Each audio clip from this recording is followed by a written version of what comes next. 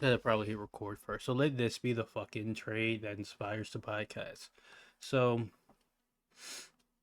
this is a trade that I thought could happen loosely when I was at the start of free agency when I was looking at potential teams that could trade for Paul George. I was looking at the Charlotte.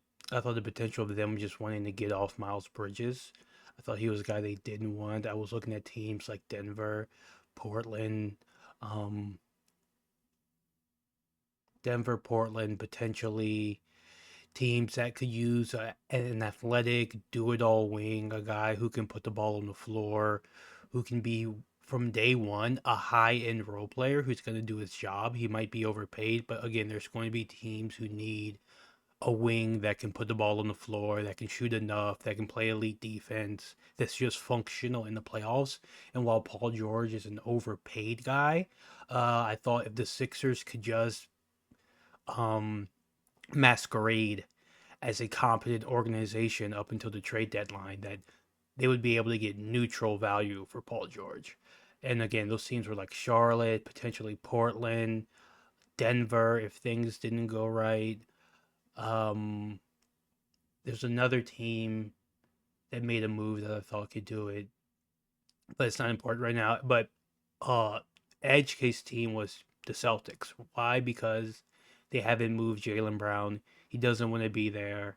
Um, could you potentially move Paul George plus something else? I thought you have to throw in the Clippers pick to just give them a competent wing that can do stuff, and then the Sixers get Jalen Brown. But like even now, listening to it and saying it out loud, it was just like it's such a ridiculous trade. But at the moment when I did the thought, it was yeah. But the Sixers did that. There's going to be a loud sleeping giant like elephant in the room that is Joel Embiid and his contract. Um, and I guess just like going off of that, I think the Sixers are in a spot where you won the trade and you're in a position where I'm not going to pronounce the GM's name, but let's just call him JG for now because I don't want to mispronounce it. Um, I think you're in a spot where like the GM just needs to cook, right? Because the issue with having Tyrese Maxey and Jalen Brown are they're two guys who are going to get overpaid relative to who they are in the league, meaning that they're gonna get paid like superstars, but they're not superstars, right? Like they're not the Anthony Edwards, the Cade Cunninghams, um, the Wimbenyamas, the Shays, the Jason Tatums, right? The Embiids, um, but they're like the high end Robins to those guys, right? Like we're talking about guys who, if you're ranking your like the top NBA players, are probably not by a lot of people in the top eight, top 10. You know, I mean, the Jalen Brown rankings are very controversial, but they are like guy 15 through like 23, right? And I think for me, I'm looking at it from perspective of like if you build a team around those two guys and you have those two guys in your building, then like all you really need to do is like to build a competent like team around them. Meaning like how I look at it is like I think that those guys are two high end twos from a scoring perspective, and I would want to like supplement them with like again a guy like two more guys, like a guy who the scoring expectation is probably a little bit higher than what VJ's is right now. And then like functional playoff players, right? So this is like a weird, I think, spot the Sixers are in now because it's more so about like how are they gonna find the right guys that can play and win in the playoff context. Then you're also looking at it of what are they going to do with Joel Embiid and his contract, because the issue with Joel Embiid isn't really health. It's like due to the fact that when he was on the court, yeah, the team was clearly better, but he wasn't a winning player. Like The issue with Embiid is he started to become one of those players who is kind of a defensive liability and also has like to play one way. So in the playoff context, it isn't the value that he's starting to give up on defense is becoming alarming. And then it's like, okay, if he's giving up so much value on defense and he's having an offensive night when he's like not good, then he's killing you on both ends of the court. And players like that tend to be far more vital um, in a playoff context. So I'm looking at the Sixers now and I'm thinking, like, there's kind of more pressure to get off of Embiid. And I'm also looking at, like, well, how are you going to fill out the, like, again, they still need, like, a legit power forward who can play in the playoffs. Like, Damon Barlow is solid on the boards, but he doesn't give you enough um offensively, and he doesn't give you enough in terms of like being able to guard multiple guys at the wing. But I get again, if you pair Barlow with a stretch big now, right, who can do some stuff, then I'm thinking like again, it's like it's a crazy trade because the Sixers clearly wanted, and now you're like they're in the spot where when you get a guy like Jaylen Brown, regardless of like what people think about him, it's just like guys like that are like when you pair a guy like that to Maxi, like that top end talent on your roster, it's easier to like build everything else around him. It's like kind of like in basketball, you kind of need like multiple franchise quarterbacks to even have like a chance at competing.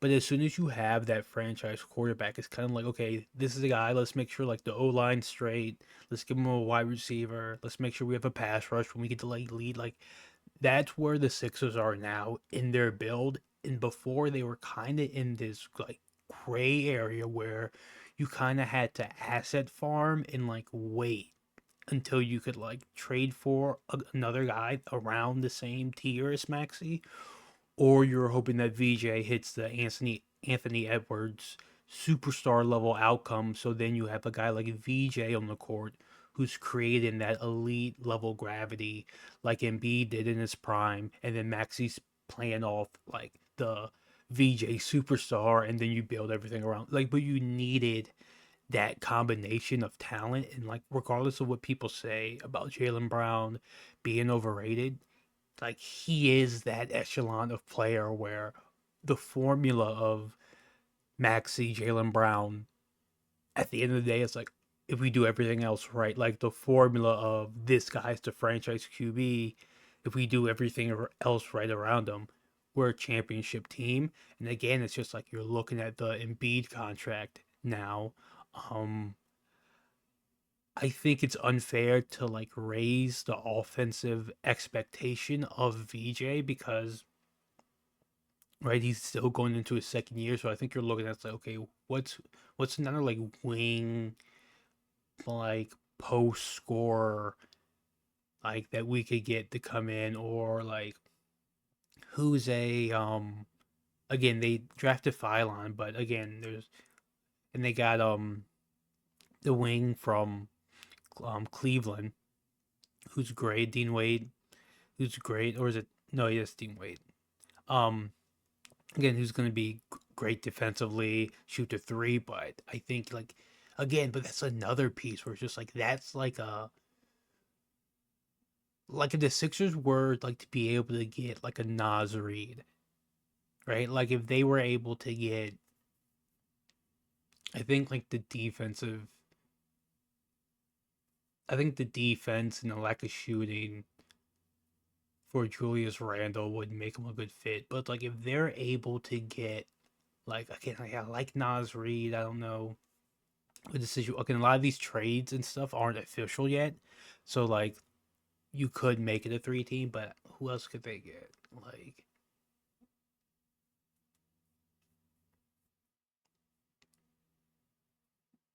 because right now like that, like you're really looking for like for this team to like I think be closer to contenders, I would say they need a backup five. I would say they'll need like a switchable stretch four.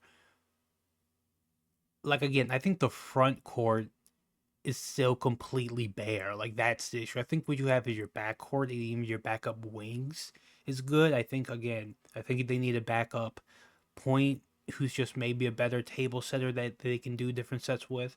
And I think they need like a two guard behind VJ who again, solid switch defender, can put the ball on the floor a little bit, but ultimately it's like we need you to shoot, like just to be a capable shooter. Um but again, the fact that that front court is so bare, like I like Barlow as a regular season player, and I think I like Barlow if he could knock down the three a bit more. But it's like that front court is really the issue now. But overall, I just think you're in a position where like everything important is in place. Now it's just like the little things, right? Like it's just like finding good like players who can fill roles, making savvy trades, right? So and again, like Dean Wade, I think you're going to need a backup wing that can play defense and shoot. They got that day one free agency on a great deal, so like this is a crazy trade from a Sixers perspective in terms of like being closer to a championship team. I thought it was going to take years, but the fact that Boston didn't want Jaylen Brown, clearly didn't want Jaylen Brown, and you were able to make this trade with Paul George and picks, and you didn't even have to give up the Celtics pick. It's crazy, man. Like it completely. I mean, this completely changes the rebuild. Again, the only cons to this move is like, yeah, ultimately you're going to be overpaying Jaylen Brown and Tyrese Maxey in the future, right? Like Maxey is probably going to get to Supermax.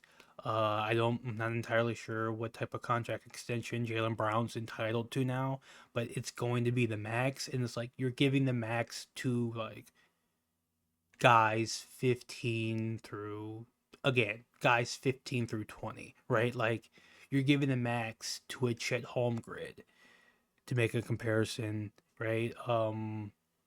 But again, people would argue that Karl Anthony Towns is that type of player that just won a championship. But again, like that is the risk that you're like facing from a Sixers perspective. But again, I think like I mean, we just went through the process era, dude. Like will pay like these last two seasons made me appreciate being like a second seed, a second round exit that just like shat the bed and was kind of incompetent rather than like a team that isn't even good enough to be in the second round and you're like multiple pieces away and those pieces just aren't very like obtainable like right away. It's kind of like we're here but we're stuck here in like this purgatory, right? Like it's called like play in purgatory, right? Whereas now it's like no, you actually have all of like the core pieces you need to succeed. You have them. Now it's just like about like the GM and the coach putting together the other pieces of the roster and like just like being good at their jobs. So no, this one to me is crazy. Since crazy things are happening, why not a Zion Embiid trade? I don't know. I think Zion Embiid, I think that gives the Sixers another ball handler. I think Zion is underrated as a point forward. Um, again, I thought this trade. I was like, they could get Jaylen Brown really if the Sixers really don't want him, because Paul George is still a functional player. I didn't think it would happen because I thought you would have to have a few more younger piece assets that the Sixers don't have, and I didn't know how the Sixers are going to play their future in terms of trading picks. Again, they're able to keep that Clippers pick with the flattened lottery odds. I think that's could be an interesting pick. But no, like this trade is nuts, man. Like it puts you in a spot where again, like it could make the Embiid stuff weird. Like, again, it could make it like a lot more weird than it was initially going to be, potentially going into the seasons, because I think if they went into the season with Paul George, people don't really believe in Paul George either, even though, again, to me, I thought he had neutral value. You got insane plus value on him, obviously, but I thought Paul George at least had neutral value because his floor of being a high end role player who can do a lot for your team, like if you're a team like Denver, right? Like, or a team like, again, I'm going back there, but if you're a team that was desperate for that type of player and you were willing to overpay by like 10, 15 mil for it, then you could talk yourself into Paul George. So like the same way the Golden State Warriors talk their way, talk themselves into Jimmy Butler. Um, but yeah, I think this is like a crazy trade for the Sixers. Like this is a monumental like shifting trade. You need to like see what you're gonna do with the Embiid contract and how you're gonna get off that. But like again, you have your foundational building blocks where you can win a championship in the next 3 to 4 years again. Like, and that's not, to me, that's not hyperbole. Like, you have the two building blocks where you can win the championship in the next 3 to 4 years. You have a young player in VJ Edgecombe where, depending on like where his development goes, but like the great thing about VJ is like, and the reason like they drafted him, or a lot of people were on the VJ side over Ace Bailey, is because VJ's floor was functional role player in the playoffs. Like his floor was, I'm gonna be D'Anthony Melton. I'm gonna be a guard who plays high level defense, who shoots the ball enough, who has enough athleticism to put the ball on the floor and get to the cup. Like his floor was, I'm gonna be Derek White like esque in the playoffs. Like potentially fairly early, like again, depending on how he takes to it mentally, and he took to it great. He's already like, again, like VJ's already like a top, again, like a high end rotational player on a championship team, like bare minimum, if not like championship team starter, right? So I do think the offensive expectation is too high for him though. Like ignoring Embiid, I still think on this team in this context, expecting VJ to consistently be your third highest scorer and an expectation to win isn't like, I think expecting VJ to be your third like highest averaging scorer on just like a, well, who else is gonna do it? VJ's the third guy. Yeah, you can expect that. But I think like I would make like the comparison closer to like the LeBron James, Anthony Davis era of the Lakers, where they had Austin Reeves and like D'Angelo Russell, right? Like the scoring expectation of Austin Reeves and Russell at the time was never, like, they were never good enough scorers to make it so that team is a contending level team, right? Like D'Lo and Reeves would have to like average in the low 20s as a scorer for you to think, oh, this is a championship level team. That's just how I look at it. And I think that's the same with VJ, where it's like VJ should be like your fourth, like I think right now, right? Like he could change and develop. But I think right now, like if I was building offense, but like VJ should be like, I should have bench guys who I have like almost the same offensive level expectation to VJ. Whereas I would much rather prefer like them having another guy who specializes in that to like maybe give him some more buckets, ideally from the wing. Again, it's like the Embiid contract, you can't really do anything, and it's also like it's strange, right? Because you have Jalen Brown and you have VJ, right? So it's like, and you have Maxi, so it's like, how are you gonna play the four position? So it's really weird. I think they could. Oh man, that's weird. To see how they're gonna build this team, because you're gonna be able to get. They're gonna be able to get so much deeper. But again, it's like the Embiid contract is right now the thing I'm thinking of where I just like can't, like, how are they gonna build out this roster? Um, yeah, so yeah, it's weird. So it really comes down to the B contract and seeing how VJ develops because like yeah, I think they're like again like I think they're like a four, a reliable five, see who they get it like, and then some like decent bench scoring away from being like a contender. But that Embiid contract is going to be like it just became a lot louder than Embiid health. I know like there could be some people who still think Embiid could be healthy. It's like I'm not counting on it, but again, like the Embiid contract factor just becomes very loud now, and the incentive to now attach picks to Embiid becomes very like that. The pressure to do that also now becomes very loud. Um, which is fair, unfair, I don't know, but again, you have Tyrese Maxey and Jaylen Brown.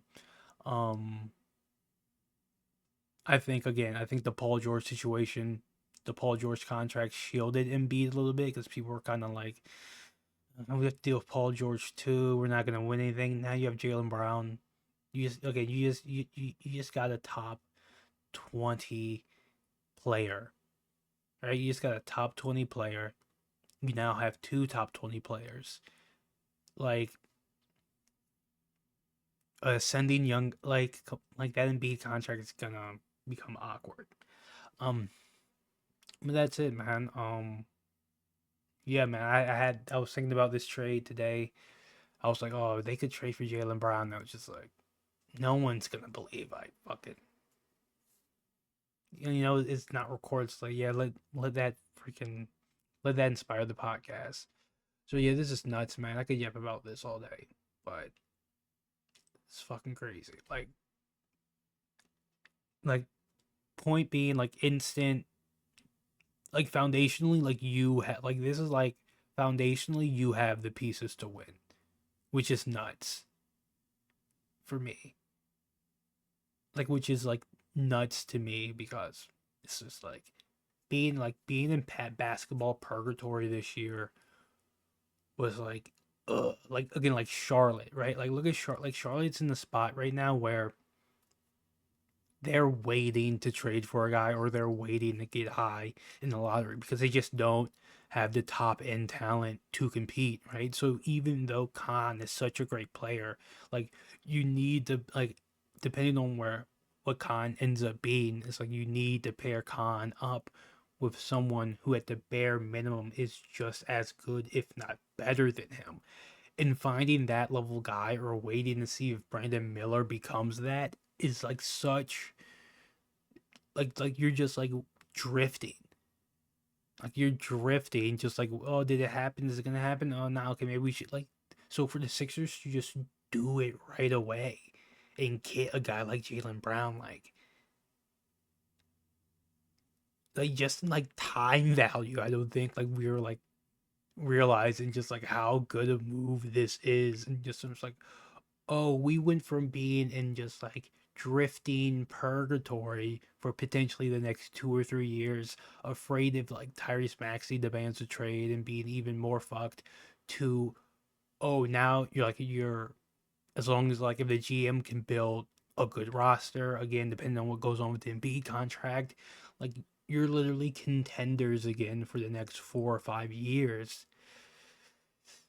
It's like, oh man, this is pretty again, again this completely changes the dynamic of Sixers basketball. So now we're just on the Embiid contract, unfortunately. And that's it. Have a good one. I may do some Eagles talk now that I actually hooked up the mic and got and did the very bare minimum to get this going. But yeah, that's the Yap Sesh on the Jaylen Brown trade. Have a good one.